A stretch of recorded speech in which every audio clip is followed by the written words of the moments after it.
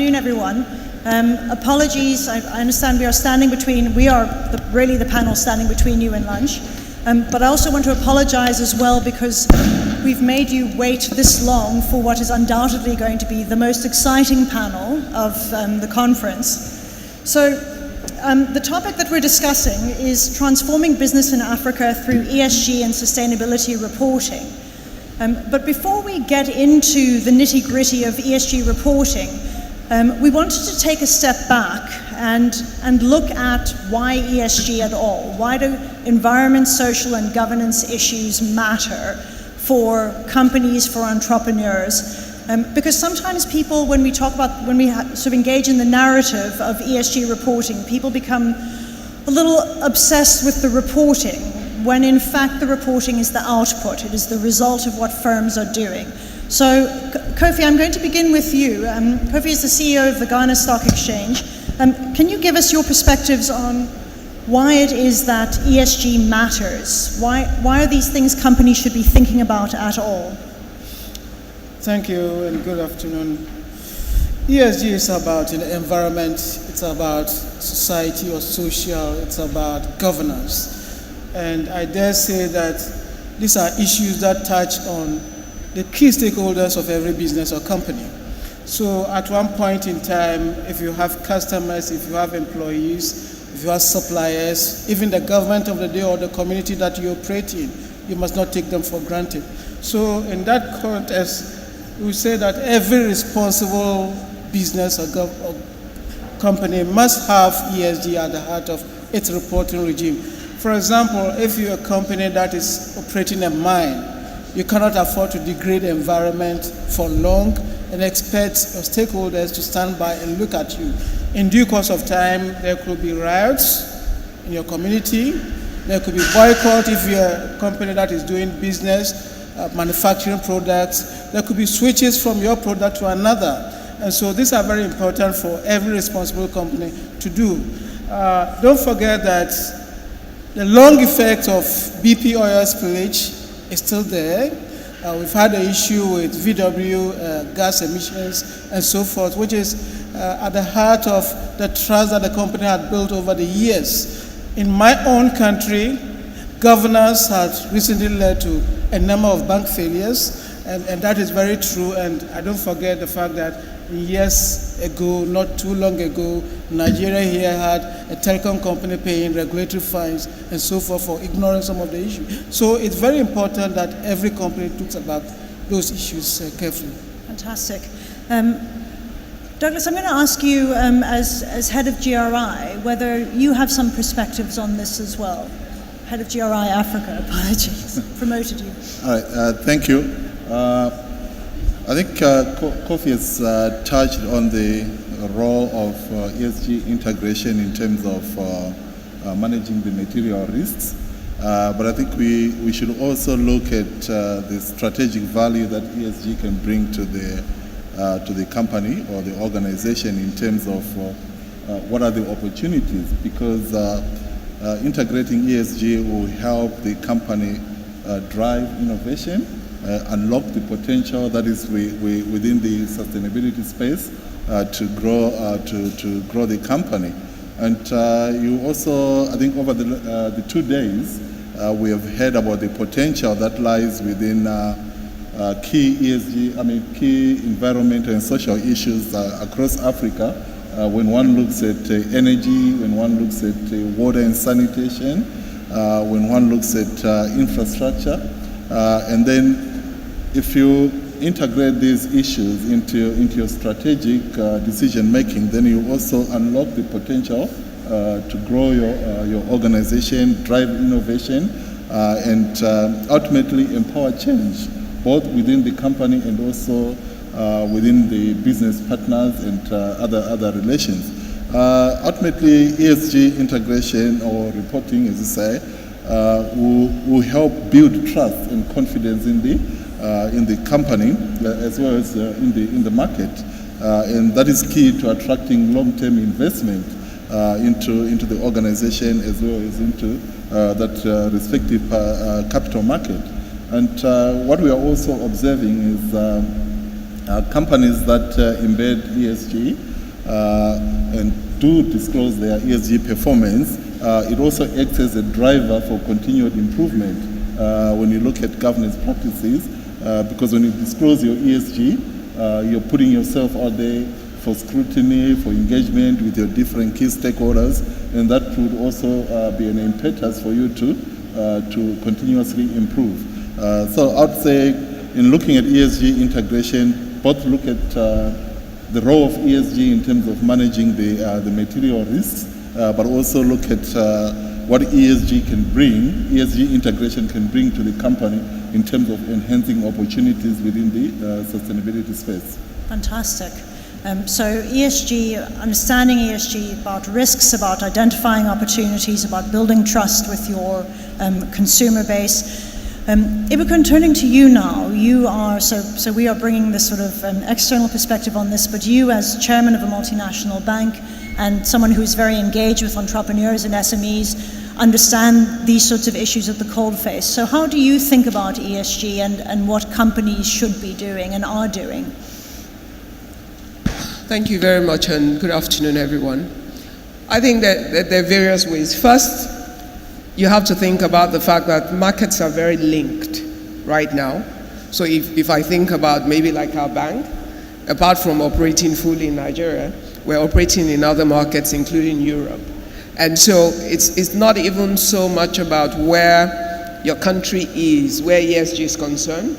It's about how does what you do in one market affect what you do in other markets. So it's an integrated market, and you can't sort of escape and act like it's not going to touch me for now. The other part of it is the customer is a lot more sophisticated. Regulators are a lot more aggressive. And everyone wants some sort of comfort for wherever their money is going to be invested. And the trend is, whatever the perception is, sometimes real or not, you get penalized one way or the other.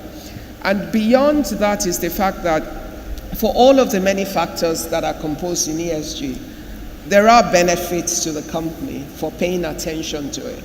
So doing the right thing is always right for all times, because you then don't wait till it becomes a punitive measure before you act on it. So I think the smart businesses need to be proactive in terms of what we do, and especially with governance. I think for us on this side of the world, apart from looking at the integrated market, governance is a major issue. And because of experiences of the past, there's a higher demand in terms of governance. You get rewarded for governance, and you see it in terms of your stock price, and you get punished for governance issues. You see it in terms of your stock price as well. And the trend as an entrepreneur on the other side of my life, building companies for almost 30 years, what you realize is a lot of companies, small, medium, and large size companies, have become very conscious of those factors. Apart from the fact that the consumers, especially the millennials and that age group, are more idealistic in their thoughts. So they are a bit more concerned about those issues, and they ask. The other part of it is, if you want to grow your businesses and you're looking for investors, the investors fall into different buckets, but the demand for governance and some of those other factors, they're also on the rise. And you also do not prepare yourself just for your immediate market, because the trend in Nigeria, as of right now, is a lot of the investments, there are a lot of private equity firms and venture capitalists who come into the Nigerian market looking for investable businesses, especially in the tech space. And that means there's certain things that you need to put in place from the onset. Fantastic. So Bull, I'm going to turn to you now. The Nigerian Stock Exchange is a venerable member of the World Federation of Exchanges, and the WFE has recently put out a set of sustainability principles for stock exchanges, outlining what we think what we as a collective think the commitment of exchanges is to the sustainable finance agenda. I know that the NSE has actually done a lot in the area of promoting ESG disclosure and promoting better governance amongst its listed companies. So perhaps you can talk us through some of the things that you've been seeing and doing at the NSE. Thank you, Siobhan, and good afternoon, ladies and gentlemen. While this may appear as though I'm doing a plug for the Nigerian Stock Exchange, I guess now that I have the microphone, I can just highlight some of the things that we've seen in the market in the past few years. As Siobhan alluded to, we are one of the early members of not just WFE in Africa, but also of the SCCI. SCCI is a Sustainable Stock Exchange Initiative. I think by being in that space, what it does is it places a very big responsibility on us as an institution, recognizing that by way of the role that we play in the economy, not just the capital market, we have to lead by example. I have a short amount of time here, so I'm not going to drag through all the last 4 years that I call of the journey at the exchange. But I think a turning point for us was back in 2013 as an institution, where we decided to move away from the construct of doing charitable philanthropy work to actually having a formalized sustainability CSR program. We certainly, from the board level, right up the top, was approved. And what that then triggered off was a number of steps. One of it, of course, was inward. We had to build that program, and it's hinged on 4 different pillars: community, marketplace, workplace, and the environment. And incidentally, as you take every one of those and look at the different interventions that we had over the years, they map almost to the T all the SDGs that you have out there, with a few exceptions. Why is this important? It's important because we as an institution recognize that we have to be a good corporate citizen. The second leg of the reason why we thought we'd go on this journey was also to affect the ecosystem. The number of things that we worked with other partners over the last 4 years to put in the market, namely the CGRS rating system that was launched a few years ago, to the sustainability disclosure guidelines that the panel chair just mentioned.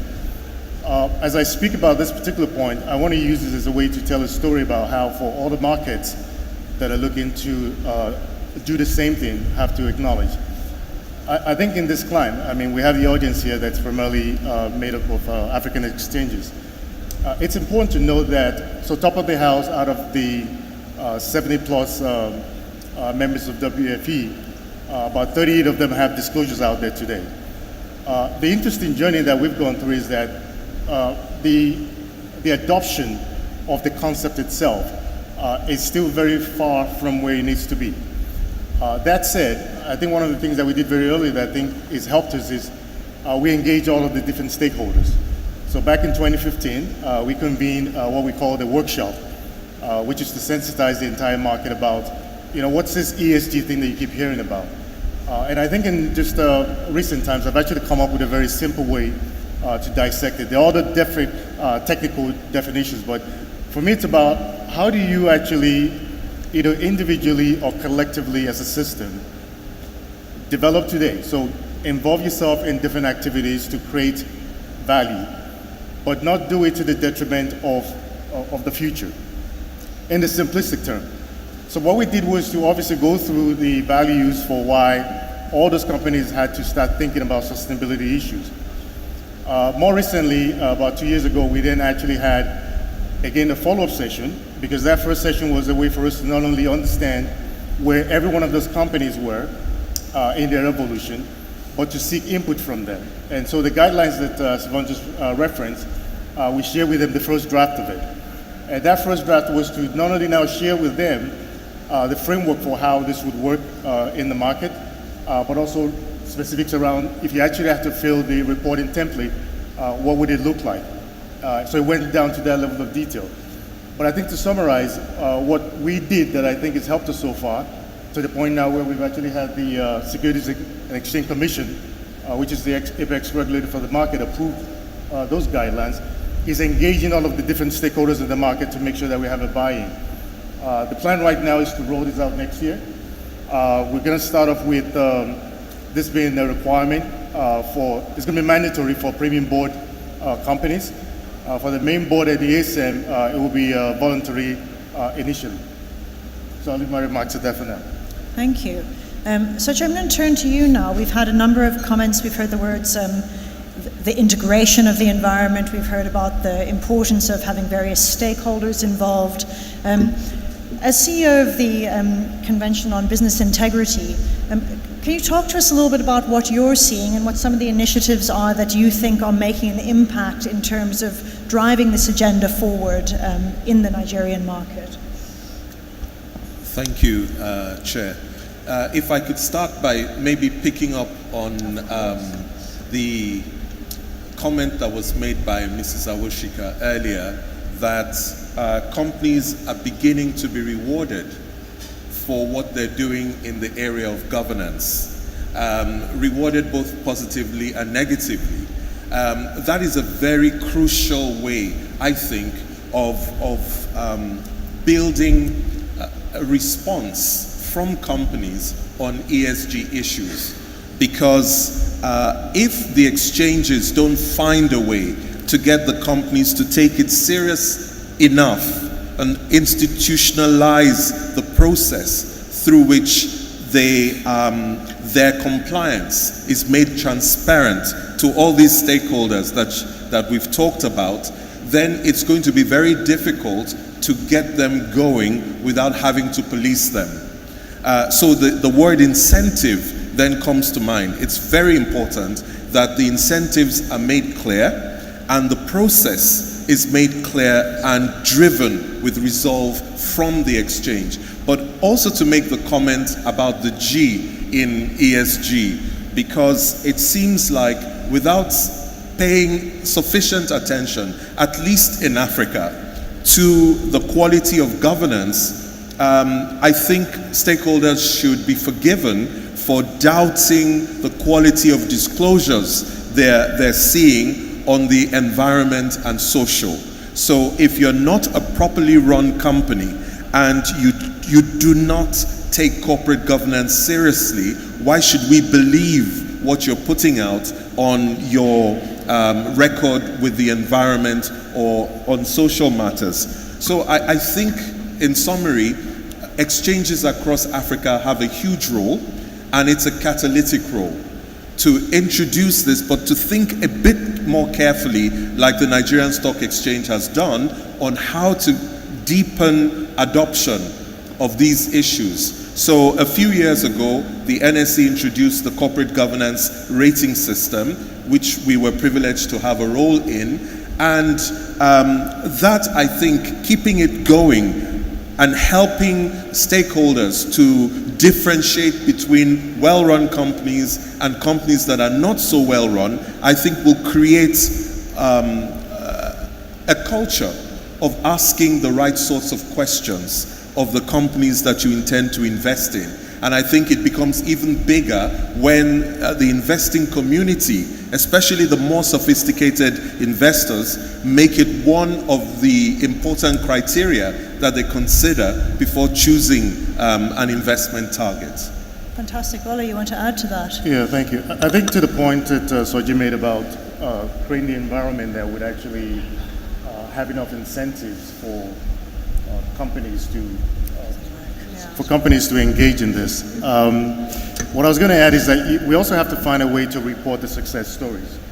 So globally, you have, whether it's the FTSE for Good Index or the Dow Jones, sorry, I have to stop looking at you. Or whether it's the Dow Jones Sustainability Index, to all of the research that's been done by, for instance, one by Goldman Sachs that looks at companies that within their particular industry, comparing them to not just how the stock market has performed, but also how they performed against their peer. There's a very, very strong correlation between those that have actually been doing good, I mean, to simplify the whole idea of sustainability, to their performance.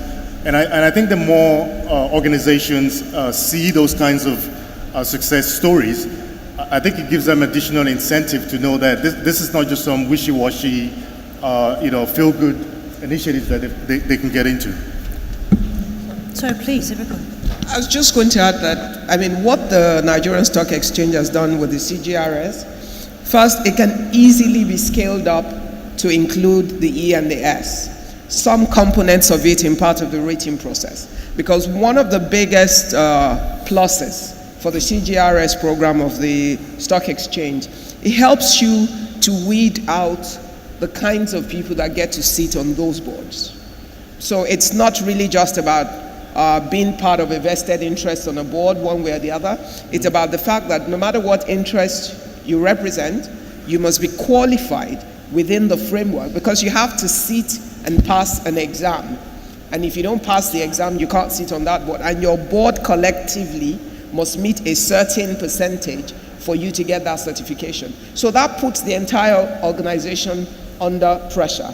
And the additional point of adding some components to that include the environmental and the social factors as part of what will affect the mindset of those who then begin to sit on those boards in a way that collectively it impacts how the organization works. So I want to pick up on that. So this corporate governance rating system was a fantastic initiative by the Nigerian Exchange, and it comes on the back of a slightly different initiative that the Brazilian Exchange launched many years ago. So Brazil had also, unfortunately, have had recently again some high-profile corporate governance issues, but historically had problems with perception in relation to corporate governance in their market. And the exchange knew that they weren't going to be able to get away with requiring everyone to adhere to a corporate governance standard right from the outset. So what they did was they created another board where they said, in order to be listed, you just needed to meet the conventional requirements of the market. But if you wanted to list on this Novo Mercado, as they called it, you needed to meet a higher set of standards. And they had a few companies that initially voluntarily met the requirements listed on this board, and eventually what they discovered was that companies listed on that board were getting a premium in terms of share price relative to companies listed on the rest of the market, and then you had more companies starting to list on the Novo Mercado, and that then became the norm because nobody wanted to be in the discounted lower corporate governance framework board. But we talk about incentives, and being rewarded and or punished is a set of incentives either in the form of carrot or stick. But the challenge that we sometimes hear from the exchanges we speak to is that while companies may get it, while companies seem to be doing what they can in terms of putting ESG initiatives in place, they're not sure that investors are putting the money where their mouth is. So they have a lot of commitments, they have principles that they sign up to, but then they're not embedding those ESG considerations into their investment decision making. So Douglas, I'm going to begin with you to reflect a bit on that, and then Kofi, I'm going to turn to you and ask you what your experience is in Ghana on that. Basically, in Ghana, it is not regulation driven. It's to a large extent voluntary, and even the voluntary is very limited to corporate social responsibility reporting. So between now and it being regulation driven, it's just a question of encouraging the companies to put this in their report, to include many of these things in their reporting, whether annually or quarterly. And to that extent, you need to encourage them and say that, yes, it is relevant for them.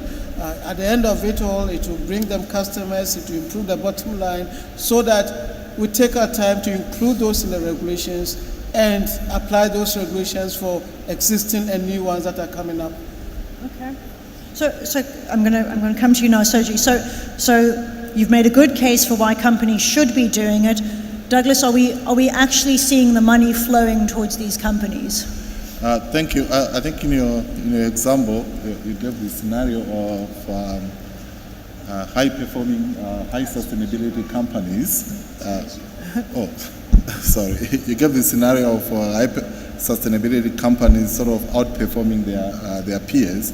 I think those are the sort of incentives or rewards that we would want to see within the market, where markets and investors pretty much go for those companies or invest in those companies that are responsible. That's the theory that we teach on a day-to-day basis. But I think we have had in an earlier session, and I was at another conference a week ago in South Africa, where that perception that investors have not really come to the party in terms of rewarding excellence within the companies that are doing good, but would want to see more and more investors. There's a growing pool of so-called responsible investors that are only looking at investing their capital in companies that environmentally, socially, and have good governance practices. But we would want to see ESG being a key component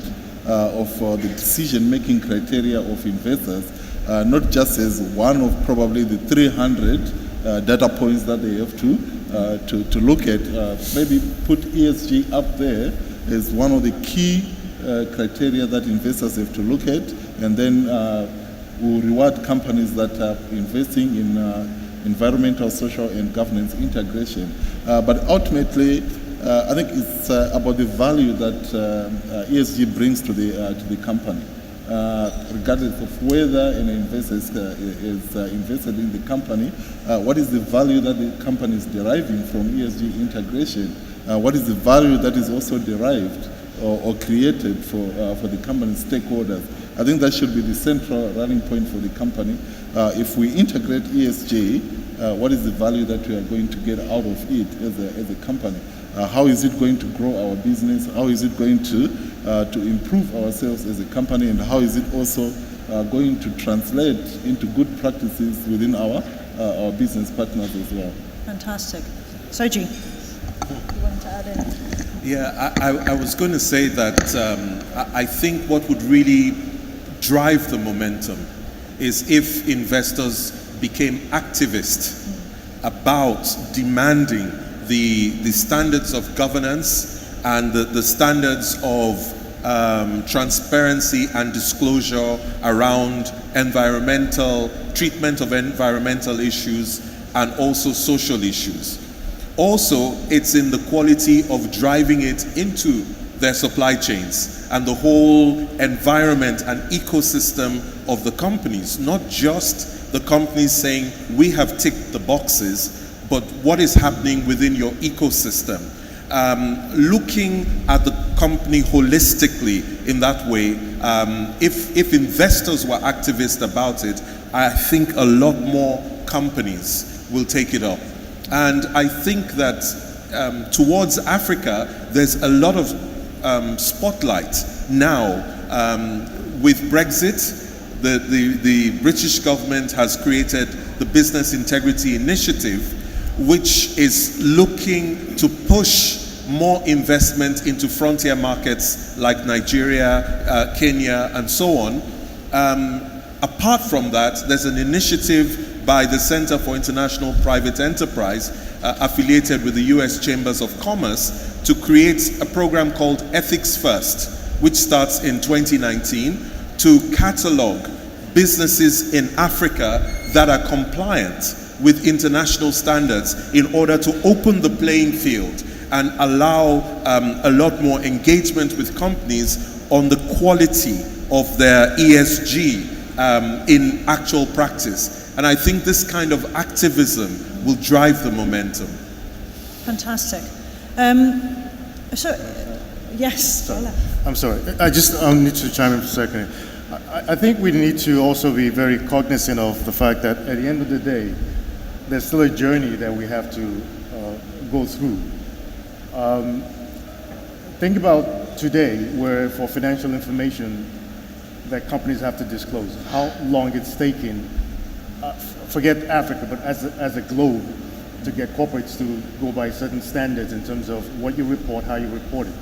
And even with that, you still have issues. So I think we need to be mindful that this journey requires us to have certain things in place. For one, people embracing it, but also actually agreeing to a standard. So as you go from one company to the other, the way you disclose things around gender equality, impact on the environment has to be standardized. And I think that's where GRI certainly comes in play. Then you have to have a level of assurance to ensure that what information you're seeing is actually reliable before you can actually expect investors to use that information in making decisions. So I think there's been progress that's been made, but those foundational aspects have to be resolved before you actually get to seeing the flows that we think we'll be getting from the investors, whether they're locally or global. So I think this point about a journey is a very important one and leads us well into the sort of notion of at what point do we start engaging companies with these kinds of issues? And maybe, Obikon, you've got some reflections on that moment of intervention. Yeah, I mean, in reality, the rate of growth of companies, the pace has, it's really fast these days. A tech company starts within 12, 18 months. They've taken a few rounds of investment already. And based on whatever solution they've come up with, things happen so quickly. And there are a lot of young Nigerians or Africans that are doing great things in a lot of different spaces. And my challenge, the way I see it, is always waiting till they become big to try and involve them in this process, or demanding of ESG factors from them. It's actually, I think we will achieve a lot more results, and we will improve the entire ecosystem if we start building it into startups for businesses as a mindset and practices that start. I like investing in a lot of small companies, and I've seen quite a few small, medium-sized companies that already are very conscious of governance in terms of boards. Because at the least, they think that you're going to ask that they have a board, that they're accountable, and that they have that sort of support line. But also, if as investors come at the early stage, if you start making these a precondition, if banks build it into our lending framework, because don't forget, we're talking about ESG as a tool of sustainability. So frankly, if I want to invest in a company, or if I want to give some kind of term loan to a company, I want to be sure that in their practices and their ways, there's a chance that they would still be around for a while. So if we can get it to an earlier stage in businesses, we will improve the overall environment, because there'll be a lot more businesses involved. If we stay at the multinational top line businesses, how many are they? Overall. And when you think of what Soji said about the value chain, the supplier chain of the multinationals, that's where you begin to create a bigger impact. And then you move outside of that to a lot of independent emerging businesses, because the rate of growth has ramped up very quickly. And we need to sort of get it started a lot earlier. Fantastic. I think in my country, many of these companies are learning from the subsidiaries of the multinationals, because I see that they're even using that to sell themselves. Just recently, about 4 of my listed companies, in putting up their new head offices, are taking the opportunity to sell to the investing public that, yes, in this new head office, we've taken climate change into consideration. Solar is our first source of energy for our use. We drill our own water from borehole and use, and so forth. There is an oil company in my list which prides itself in saying that at a time when many of the bigger oil companies were shying away from this country, we came, took the major risk, and explored, drilled, and as of now, they're providing the Ghana government about 25% of our gas requirements for our power. And they're beginning to sell themselves on the basis of some of their contribution to the environment, society, and so forth. It will catch on. So even before we come into regulation-driven issues, many of these companies are doing that already. So companies seeing the value, the benefit of engaging with ESG. As you can see, this panel we could keep this conversation going, and we plan to, but let me just ask, are there any questions from the audience at this point in time? Yes, this gentleman right here. Good afternoon. Olumide Lala is my name. I work for a company called Climate Bonds Initiative. I've actually listened very diligently to all that has been said, and to a large extent, we all seem to be pointing in the right direction. The notion of basically the journey to which was referred, there's a notion that we actually have time. The sad thing is we do not have time. We do not have time to get there, because literally the world is getting there and Africa seems to be lagging behind. Today we have $460 billion worth of green bonds outstanding globally, and we've got less than 2 billion in Africa. That tells me that the continent that is most impacted by climate change is the one that just hasn't woken up yet. Soji made reference to transparency. Look, if you look at the tenants, and I don't know, I mean, we're doing a lot of capacity building right now with regards to green bonds, but if you look at the tenants of green bonds, which are the assets you actually finance, the management of the allocations and unallocated funds, the reporting structure, and the transparency that comes with how this money is managed so that you actually begin to invest in sustainable assets for the future. It's about building and planting coconut trees. The long story is this: we do not have time in Africa. The level of droughts that are impacting our economy, the floods that we see. If I take Nigeria, for instance, we have 180 million people. In 30 years, it's envisaged that we're going to have about 500 million people in this country. 65% of Nigerians today are under 35. We need to create jobs. It's a matter of national security for Africa if we don't start doing stuff that makes sense. So, yes, it starts with the platform of the markets. Whilst we're talking about the trajectory, we need to start looking at, as you said, madam, the source of the lending, way down to the banks. Are we actually, do you even ask the questions, what it is you're lending for? What assets are you lending to? It doesn't matter if you're lending 20,000 naira or 200 million naira. It adds to the same thing, because aggregating all of these assets is what will make this economy sustainable. And Africa needs to wake up. We're being left behind yet again. But we're the ones with the fastest growing population in the world over the next 30 years. And if we don't start creating jobs, we will have a major national security, and food security is also an issue for the future. So yes, I agree with Mr. Soje here. We need to start imbibing.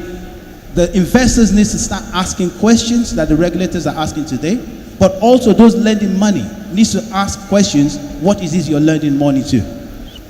Thank you very much. My name is Charles Awakwanta. I want to find out on the issue of sustainability reporting. What are some of the factors that should be considered if a business is supposed to report on sustainability? I want the panelists to provide that with some of the indicators that should be in the report. All right, thank you. I think the first one was more of a comment, but pretty much in agreement with what you've been saying. And I think the journey part of it refers to the reporting, because I think the reference was made to IFRS or the financial reporting standards in comparison to ESG reporting. But when it comes to sustainability reporting, what we do encourage organizations is to focus on reporting on issues that are material to the company, as well as material to the company stakeholders. We know companies manage a lot of environmental, social, and governance issues, but in our standards, emphasis is placed on reporting on the issues that are material. And the way we look at material or materialities, one is significance of impact, whether it's environmental, social, or economic impact. And then the second part of the definition looks at if the issues are of material to the stakeholders that they influence or affect their decisions about the organization that is reporting.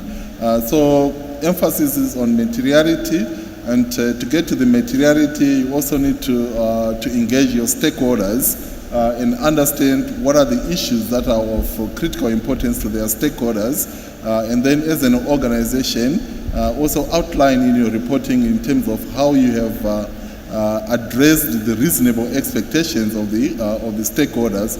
And by stakeholders, it cannot be internal stakeholders. Your employees are pretty much your internal stakeholders. It can also be your business partners. It can also be the investors that we have been talking about on this panel. But on that, I must also emphasize that reporting is not just targeted at investors. You're also targeting other stakeholders, and they should also get value from the reporting process. And it's ultimately not about producing the report, but it's about what are the internal learnings that you are learning as an organization, and how are you using those learnings to improve the way you run the organization, the way you engage with your stakeholders, be they business partners or the communities that your organization may be impacting. So central to reporting would be the materiality principle. Don't report on everything that is defined as under ESG, because in the past we tended to have very volumetric reports. Maybe some companies were coming up with 1,000-page reports, which were of no use to anyone or of no value to anyone. But what we are stressing now is focus on the issues that are material to enable decision making or to empower decision making, be it decision making within the organization or decision making in your business relations. So materiality is key, and also stakeholder engagement would be key. And in stakeholder engagement, you might also need to empower the stakeholders so that the engagement is meaningful and value-adding to both the organization as well as the parties that are also being engaged. Paula, do you want to add anything? No. I was going to say, I think given that we basically follow the GRI template for our own sustainability, Doug has captured it pretty much. Thank you. All right. So I just want to, before I turn back to my panelists and wrap up this session, I just want to refer back to somebody in an earlier panel mentioned the point that they referred to WFE research where the finding was ostensibly that what foreign investors look at is returns, and then everything else is secondary to that. And whilst that is somewhat true, it is also somewhat more nuanced than that. So the WFE is about to publish empirical research that we've conducted into international investor flows into emerging markets. And what we found was that whilst returns matter, and every single one of us who has money invested in the market hopefully cares that returns matter, because we all want to see returns, but we also found one of the other few factors that mattered in terms of international investment flows was corporate governance performance. So corporate governance as a standalone factor was something that international investors looked at, and increasingly we followed that up with a set of interviews with international investors who invest in emerging markets as well. And just to pick up on the point, the very well-made point I think that Soji made, one of the observations that was made was they certainly look at ESG factors because they are concerned about the ability of the firm to generate returns over the long term, which is how they think about ESG. And a few of them made the point that they look specifically at governance factors because that gives them an indication of whether or not the firm is capable of managing the other factors that matter to their performance as well. So please do look out for that research. I think it ties in nicely not just to the traditional investment flow question, but also these very important ESG issues. So Soji, I'm going to begin with you to close us off. So final thoughts on this topic and how we should be thinking about it. My thought is that Africa has a unique opportunity. There are very vibrant ideas and business models.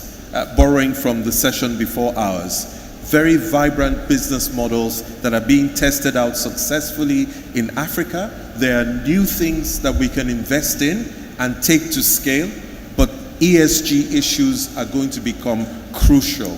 So we should pay attention without taking our eyes away from the returns. Wonderful. Yeah. Kofi. Essentially, I believe that the markets could also be a beginning model for us to also incorporate it in our own reporting so that we can have a good role in encouraging the companies that are listed to also follow suit. Excellent. Bola. Thank you. I wouldn't go as far as to say that we've reached the tipping point where ESG becomes part of the DNA of all organizations. But certainly I think the verdict is in that it's an issue that all corporates have to contend with in terms of how they do business. It does affect their access to capital, and even the cost of capital affects their brand, opportunity to operate in certain areas. And so I think for me, my parting words would be, the question is no longer whether sustainability or ESG will affect your business. It's about how and when and how do you deal with it. All right, thank you. I'll just probably stress on the point that companies or organizations need to approach reporting not as a burdensome exercise in compliance, but to look at the strategic value of what ESG integration and disclosure would bring to the organization, and also to ensure that the information that is being reported or the data is useful when it comes to empowering decision making, be it decision making by the investors or decision making by other business partners or by consumers. Report on information that is sort of termed decision usefulness, decision useful information that can really empower change, empower decision making. And I think right now, picking on the last session as well, leveraging technology, right? Technology will make it easier for people to collect information, to collect data. It will also enhance the comparability of data that is being reported by different organizations, and to also ultimately, it will also enhance the utility or functionality of the information that is being reported on. So leverage technology. We have recently launched a digital reporting tool that will make it more effective and efficient for organizations of different sizes to begin integrating ESG and also disclosing their ESG performance. Fantastic. Okay, I think one of the most, for me, the most important part of ESG is G. And the reason is, once you can get the corporate governance right, and you have the right kind of people driving it, they will take the right decisions concerning the other two, because they're key to sustainability of organizations. And because we need the skill and we need to move quickly, we really do need to have a breadth and a depth with driving it. And we've got to move it out of the multinationals and the big companies all the way down the ladder and bring it down into business schools as major part of building the manpower that we feed into organizations to drive and to build companies, whether from scratch or as entrepreneurs within organizations, so that we can achieve the goal. Now, the good thing for Africa is this: we can leapfrog based on governance, because we don't have to make the mistakes that some of the developed worlds have made. We can see the mistakes and just avoid them by walking around them, because we're teaching and empowering our people to make the right decisions from the onset. So we build the right culture in our organization, and it's not just in the boardroom, it's across the entire organization, which is why it has to be built into the culture of the organization. If we really want to build great organizations that are sustainable over time and that will impact the rest of the environment. Thank you. I think that's a great closing comment. Please join me in thanking my fantastic set of panelists for a really interesting discussion.